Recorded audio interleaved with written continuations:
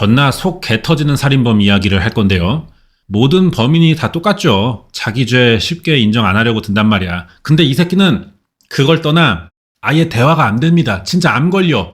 아니 거짓말을 하더라도 나름의 논리성은 갖춰야 속는 사람도 있을 거 아니야. 이 새끼는 아예 다른 세계 사람 같아요. 논리 없이 같은 말만 반복합니다. 사실 우기기만 하는 거는 범죄 사건에서 의미 없는 일이에요. 자백만으로는 혐의를 입증할 수 없듯이 모든 건 물증이 말해주는 거라고. 근데 하필 경찰이 자세한 건 뒤에서 말하고요. 아무튼 이번에 범인을 보면 진짜 속이 안 터질 수가 없어. 보다가 속 터질 것 같으면 구독과 좋아요, 알람 설정 부탁드립니다. 자, 이 아저씨는 37살이에요. 이래봬도. 스즈키 카츠아키라는 사람인데 오사카 사카이시에서 건설 노동자로 일합니다. 2004년 12월 3일 이즈미시 후추초라는 어느 동네에 주택을 찾아갔어요. 그 집이 여긴데 아내 아사히 키오 부부가 삽니다. 스즈키가 이 부부 집에 있는 회계사무소를 들어간 거야. 집안에 사무실로 쓰는 공간이 따로 있는 건가 봐. 이 새끼가 뭐 취직이나 볼 일이 있어서 간 건 아니에요. 사실 뭐 볼 일이 맞다고 하는 건가? 스즈키가 찾아가서 이 두뇌우를 둔기로 머리를 내리쳐 죽입니다. 너무 순식간이라 부부가 이 사람은 누구고 왜 여기에 왔는지 판단하기도 전에 즉사했을 것 같아요. 그리고 스즈키는 이 집에서 140만 엔 정도의 롤렉스 시계 2개랑 현금을 챙겨 도망갔어. 왜 이런 미친 짓을 한 거냐? 일단 강도면 돈이 목적인 건데 그런 집에 사람이 없을 때나 잘 때를 노릴 거 아니에요.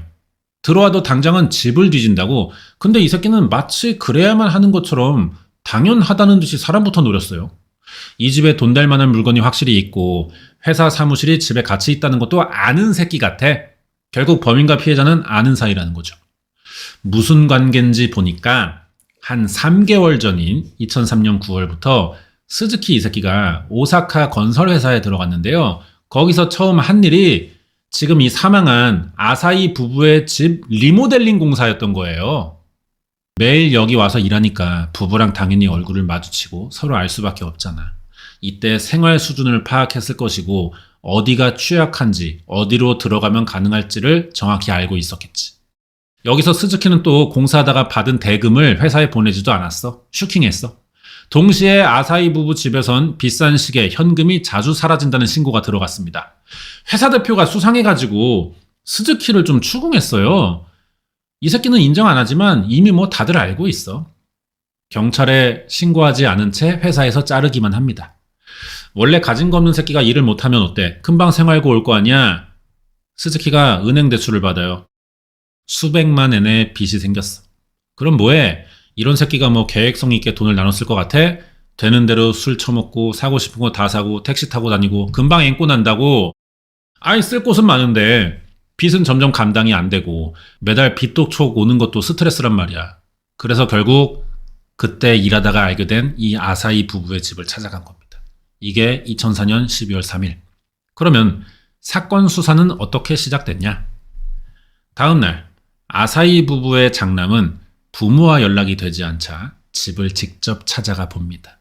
집안의 회계사무소 2층 바닥에서 혈흔을 발견해요. 연락 두절에 혈흔이라니. 장남이 바로 경찰서에 실종신고했죠? 아니, 혈흔을 봐놓고 왜 실종신고냐? 이날 장남은 부모의 시신까지 보지는 못했어. 집에 사람이 없어요. 피만 떨어져 있다고. 경찰이 아사히 부부의 혈흔이라는 걸 확인했거든요. 근데 문제는 집에 시신이 없다는 겁니다. 피가 막 또 양동이로 부은 것처럼 쏟아져 흘렀다면 살인의 정황인데 그 정도가 아니었어. 현관에 몇 방울 떨어진 게 전부야.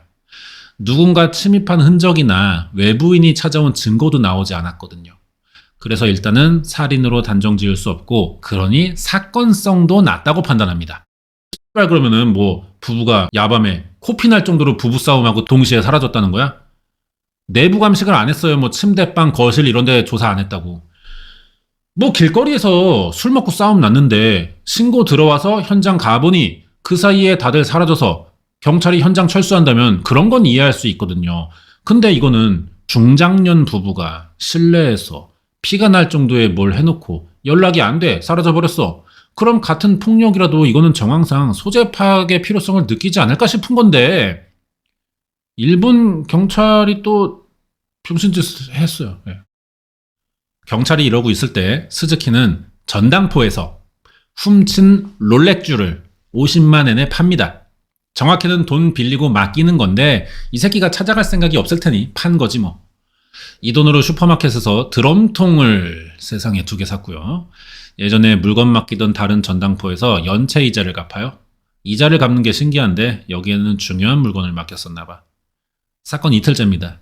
시내 도로에서 경찰이 지나가는 아사히 부부의 차를 발견해요.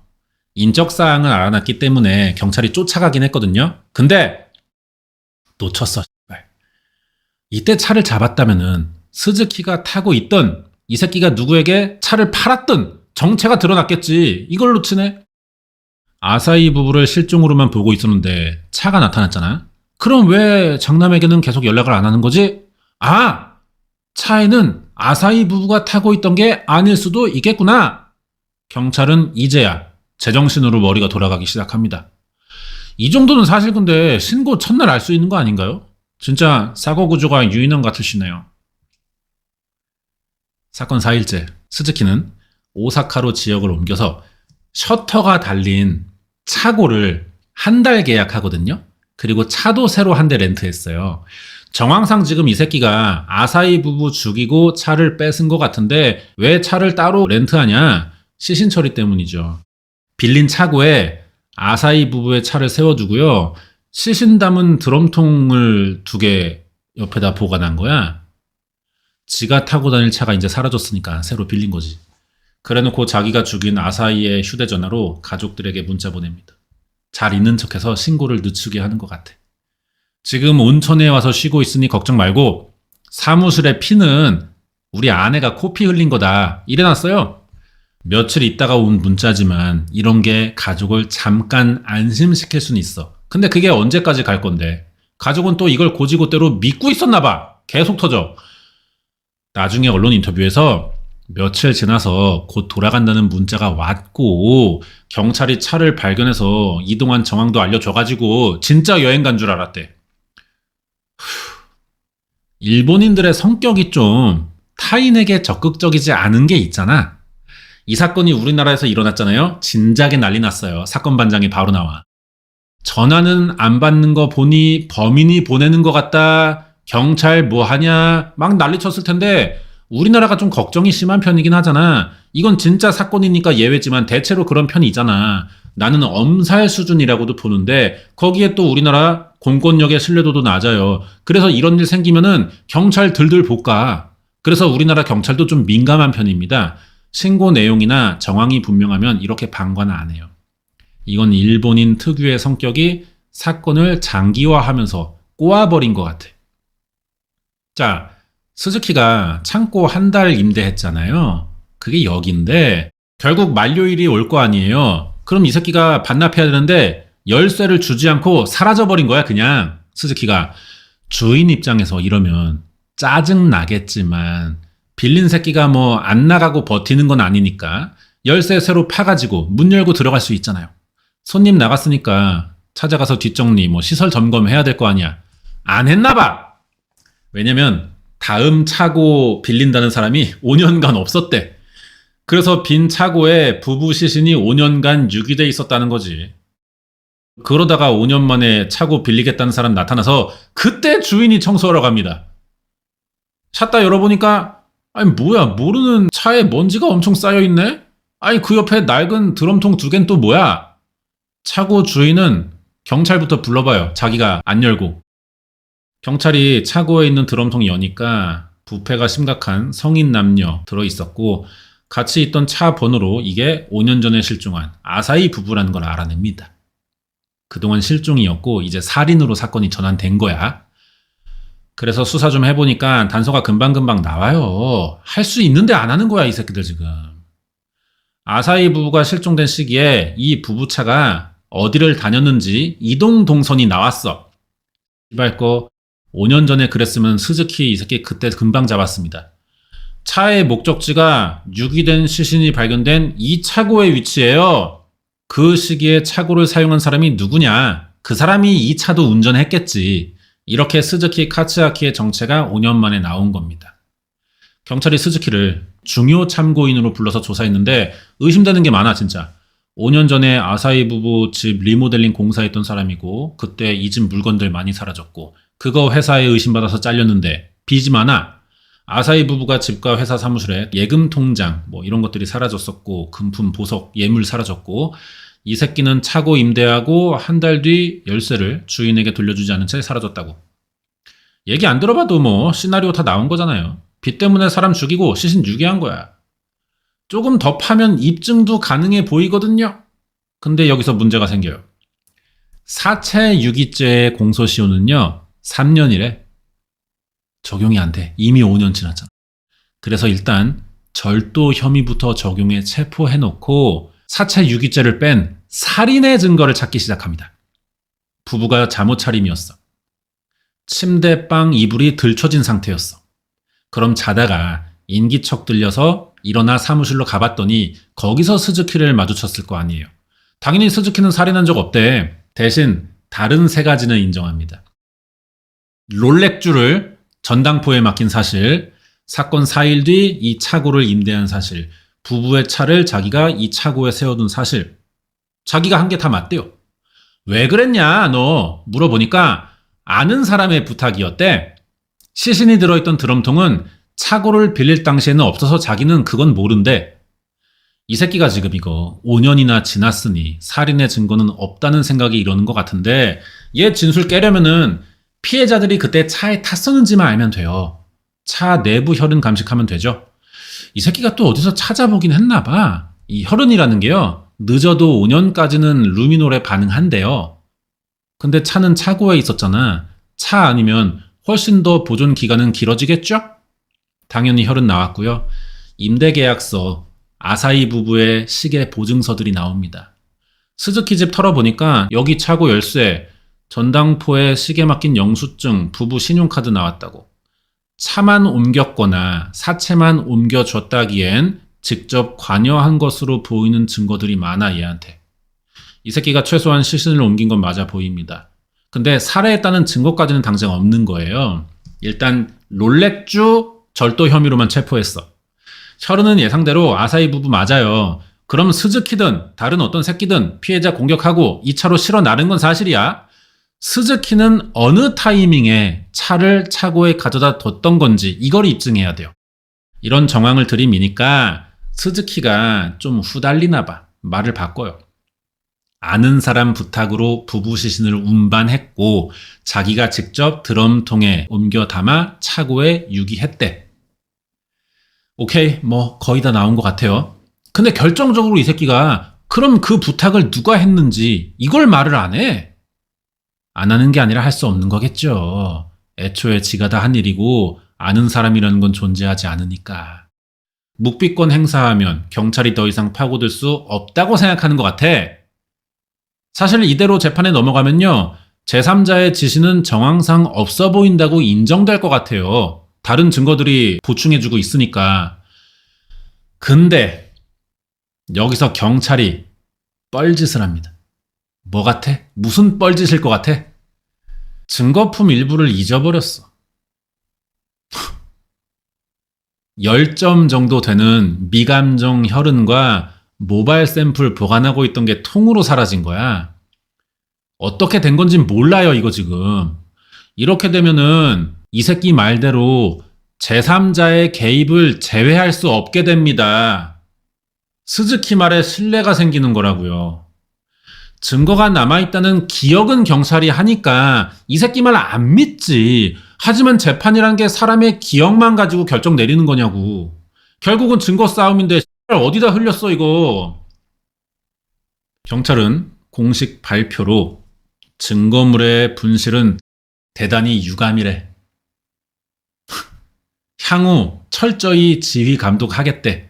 관련자 징계 검토하겠대요.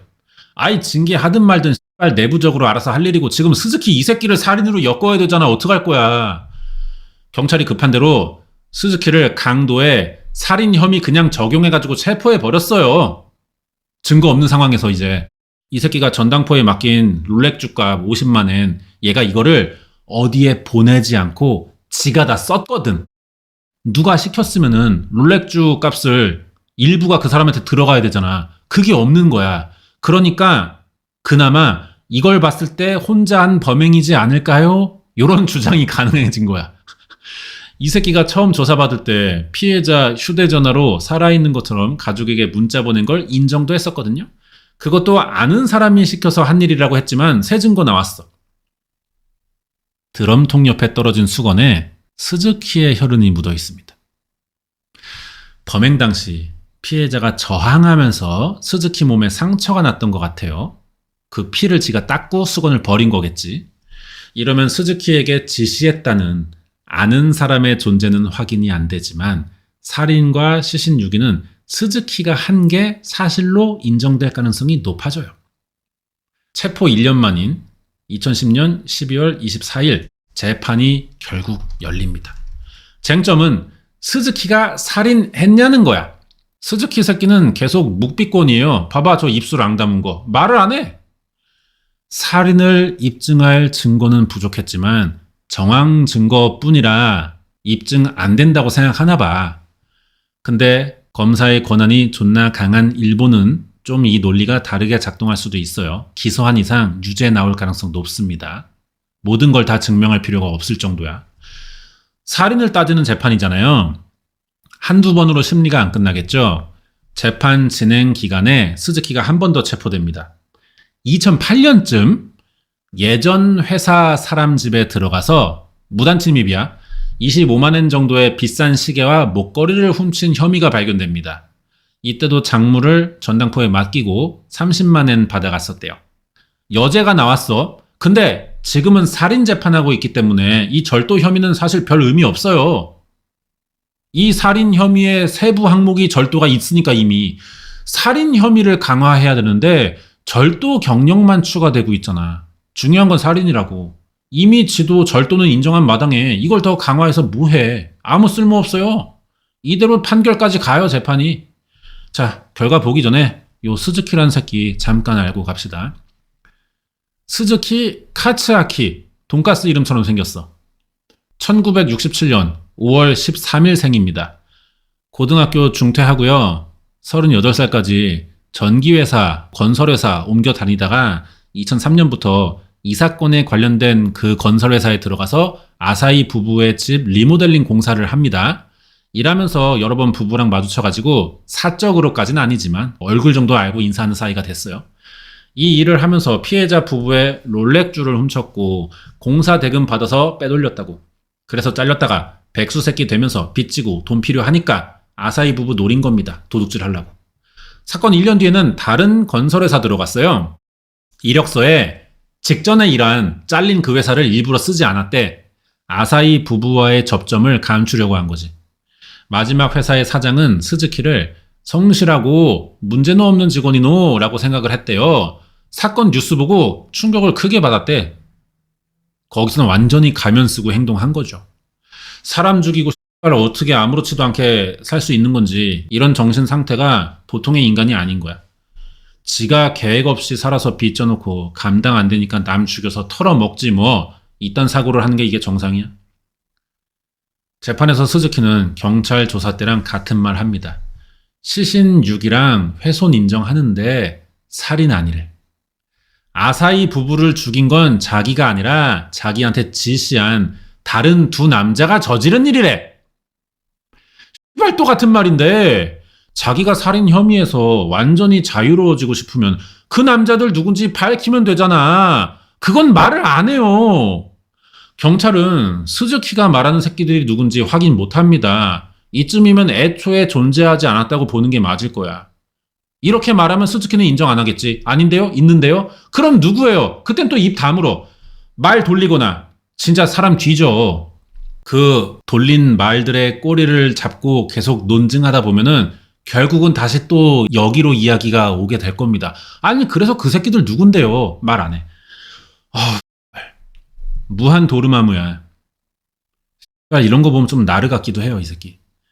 자백을 이끌어내는 것도 당연히 중요하지만 이런 유형의 인간이라면 상식적인 선에서 대화가 안 통한다는 걸 빨리 판단해야 됩니다. 어떻게든 모순을 파고들어서 인정하게 만드는 방식이 불가능해요. 시간 낭비라고. 그러면 무시하고 건너뛰는 게 방법일 수도 있다는 거야. 이 대답의 진위를 파악하지 않고 기소한 거는 검찰이 잘한 선택 같아요. 어차피 주장의 설득력은 약하잖아.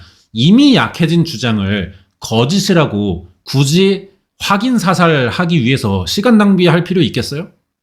도난 3건의 혐의를 가려내는 재판이 열렸는데 법원은 스즈키의 범행으로 보인다는 유죄 판결을 결정합니다. 다음은 강도살인 혐의 공판이 열려 검찰은 드럼통, 전당포, 차고 임대 등의 상황 증거를 근거로 스즈키가 아사히 부부를 죽였다고 주장했습니다. 여기에 변호사, 경찰이 확보해다는 혈흔 증거는 감정이노 하즈는 채 분실데스, 수사 과정이노 적절치 않아데스, 공소기각 요청합니다 해버린 거야. 번역하면 이런 거예요. 니네가 주장하는 우리 의뢰인 이 스즈키 짱의 살인 혐의는 증거가 부실하니 주장이 타당하지 않고 수사 과정은 아무튼 적절치 않아 보임. 그러니까 이 재판은 열리지 말았어야 함 이거야. 옆에 있던 스즈키도 살인 인정 안 했어. 사실 이 정도 상황이면 변호사도 알죠. 자기 역할 하느라 억지로 쥐어짜내고 있는 겁니다. 검찰은 그러거나 말거나 사형 구형했고 법원은 검찰의 주장대로 사형을 선고했어요. 당연한 거야. 판사는 스즈키가 아니면 설명할 수 없는 정황들이 결정적이고 꾸준히 주장하는 제3자의 존재는 시발 만들어낸 인물에 불과하다면서 피해자를 죽인 뒤 반성이나 후회가 없고 교정 가능성도 없다는 게 사형의 이유라고 판시합니다. 스즈키가 이걸 인정할까요? 죽어도 인정 안 해, 이런 새끼는. 바로 항소하는데 기각됐습니다. 사형 확정됐고요. 지금 오사카 구치소에서 여전히 자기는 범인이 아니라고 하는데 알바노야. 그냥 거기서 사형이나 기다리세요. 언제 있을지 모를 사형 집행 대기자로 수감 중이라고 합니다. 이런 사건이 있었어요. 준비한 내용 여기까지고 다음 주에 또 새로운 사건 준비해서 오겠습니다.